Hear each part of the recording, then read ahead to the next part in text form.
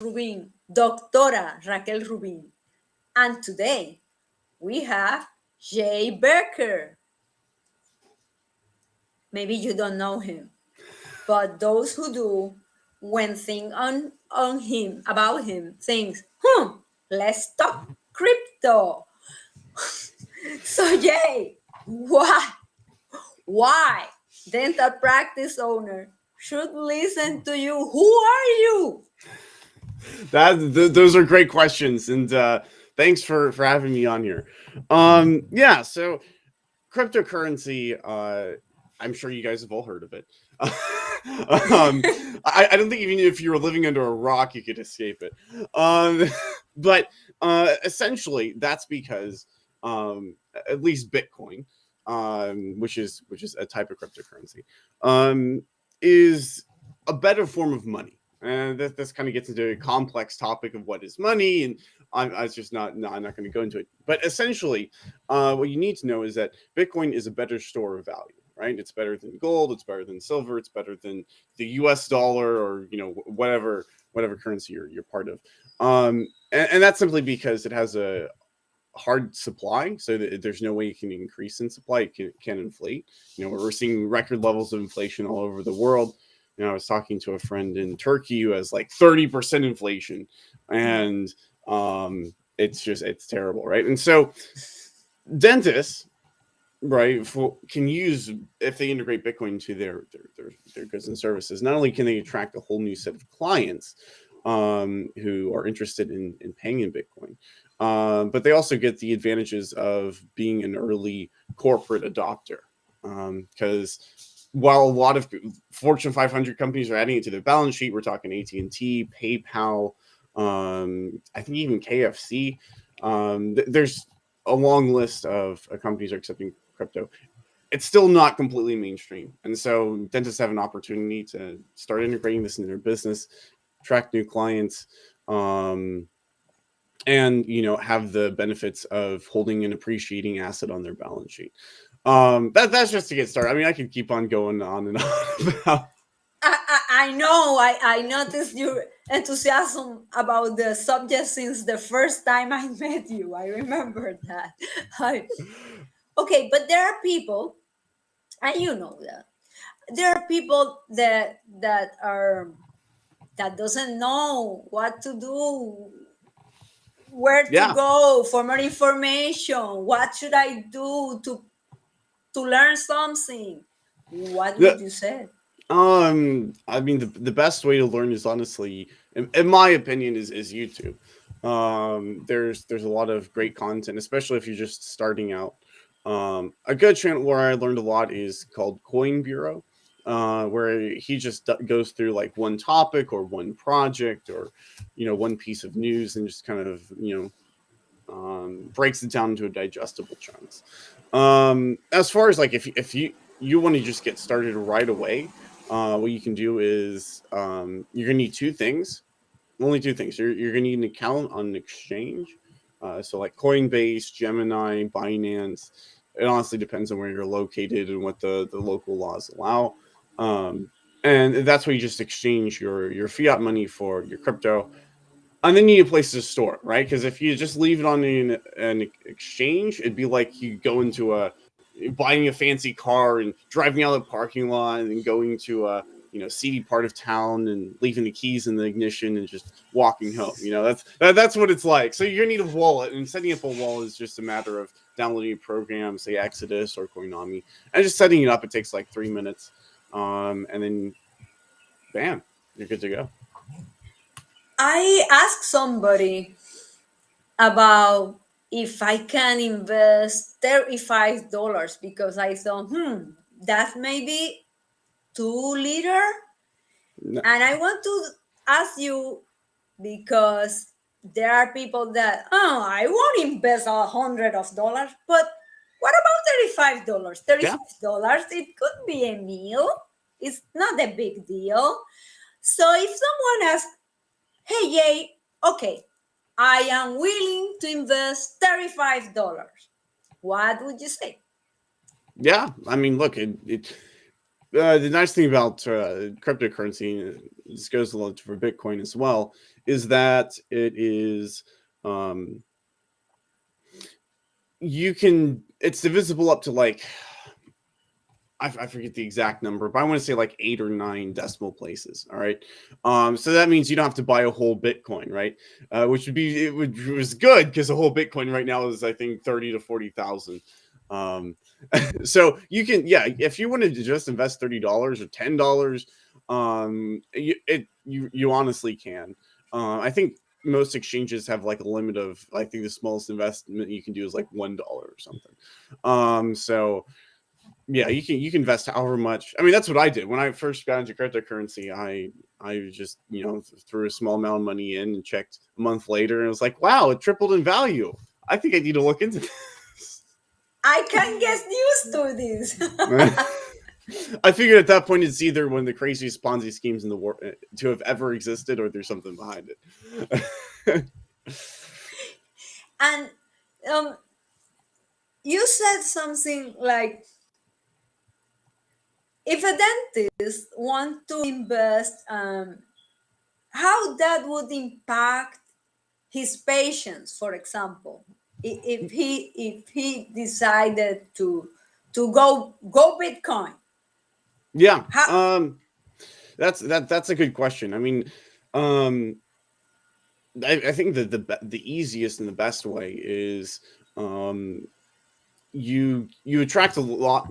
You attract different clients and you make them more loyal, right? Because one of the cool things is like, oh hey, I'm not just your average dentist. I'm a dentist that accepts Bitcoin, right? Because that tells everybody, hey, I'm forward thinking. I am interested in investing in the future. I know for me, like if my dentist accepted Bitcoin, he'd be my favorite dentist in the world, you know. um, another thing so you could do is one of the things we recommend to our clients is um, give them because you're not paying any transaction fees, right? Um, Okay. the first of all, the buyer pays them, not the seller, and the transaction fees are incredibly can be low. And so we suggest passing that savings on to the client, which is great because typically when you want to cash out, you have to pay like 1, 2, 3%. But or you could, if you can exchange it for goods and services, like going to the dentist or something for a smaller amount. I think it obviously attracts more clients. So yeah, if I had to put it into one thing, I'd say it helps build customer loyalty, and yeah, no, it's It is the future. There are already some dentists accepting it. I was amazed the first two dentists that I found out that were accepting Bitcoin. Um, and I thought, wow, I'm not really sure right now. I There is no dentist that I am aware of, those that I know, that they accepted. And that was one of the reasons that inspired me to tell you, I think we should discuss this, because it's something that is the future, is already here. It is transforming the economy. And unless you are in another planet, economy touches everything. So yep, you better choose to adapt yep, and decide consciously how to transform your business. After all, is a decision. yep. I mean, I here's the powerful thing. Okay. You hold Bitcoin on your balance sheet. Conservative gains are like 100 to 200%. So if you can hold it and you don't have to cash out immediately, you can essentially double that transaction overnight, right? So, not overnight, but like over 6 months to a year. So by doing absolutely no work, you're gaining value, which was really really powerful. Anyways, keep going. That's one of the strategies I have been learning, that some people do, that they just Buy it and hodl. Yeah. Yeah, yeah, yeah, you're using the right lingo. You Oh, wasn't expecting that one. no, I was not. But yeah, no, I mean, I'm a firm believer in the buy and hodl.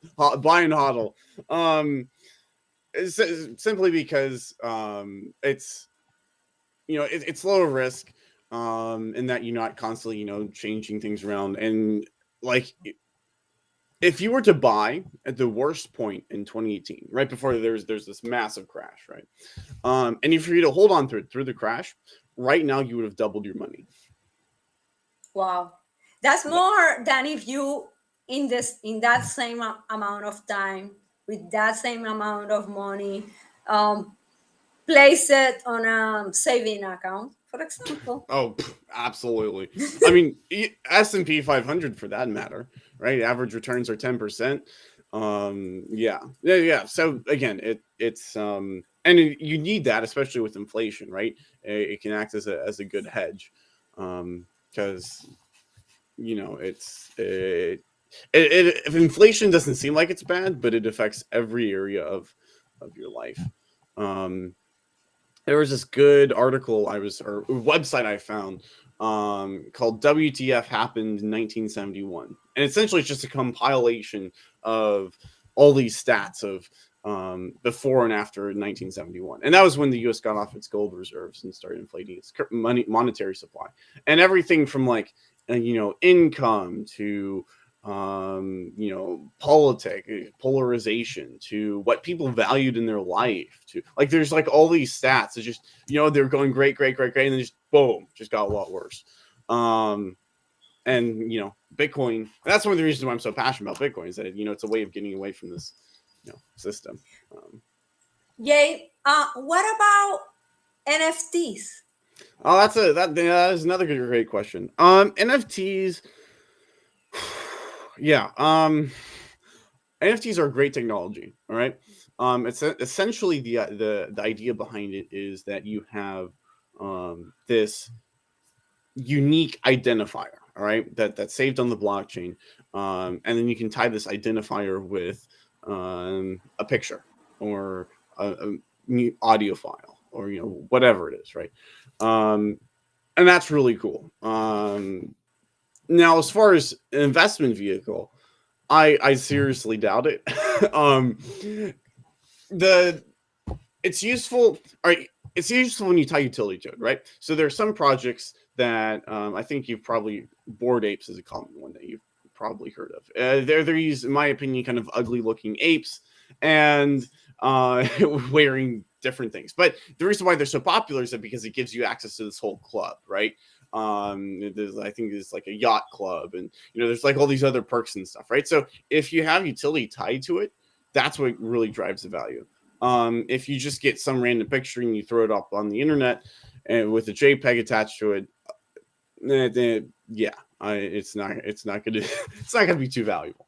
But yeah, so it's powerful as a means of attaching and tracking value, right? So one of the obvious, and this probably won't happen next 5 years, maybe even 10 years, but it's probably going to happen at one point, is being able to tie, say, your house to the blockchain, right? So now you have an immutable record that says, you own your house. And if you were to sell the house, then that's just, that's a matter of just transferring wallets, right? You could do this for your car or for any of the other objects, right? The power of NFTs isn't just JPEGs, which is what you all hear about. The power of NFTs is being able to track and record value in a decentralized, permissionless manner, right? Because one of the beauties of the blockchain and about crypto is that it never asks for permission. You never have to, like when I when I at the beginning when I was starting this, and I created a wallet, right? So I could obviously accept cryptocurrency for my goods and services, and then be my bank account, a business bank account, right? And I created the wallet, and it was like 3 minutes. Bam, I was done. Fantastic, right? I had to go through this whole process of the bank account, and then they had to go through this whole approval process of whether I qualified, if I was good enough for me to store my money at their place, right? Like, That's stupid, right? In crypto, you don't have to worry about that, right? You could be, some homeless man in the middle of the Siberian Peninsula. I don't care. Like you can create a wallet, and nobody cares about who or what you are. Um, and again, that's another powerful thing. Um, yeah. I mean, go ahead. How a dentist can capitalize like the NFT? You have your doubts about it, but I have trying my to be go ahead. trying to be like fair with this. How do you see that the dentist can get the most about NFTs? Well, that is a good question. Now if the I mean, I guess it depends on the practice. But I bet you could use NFTs for like, um, Photos?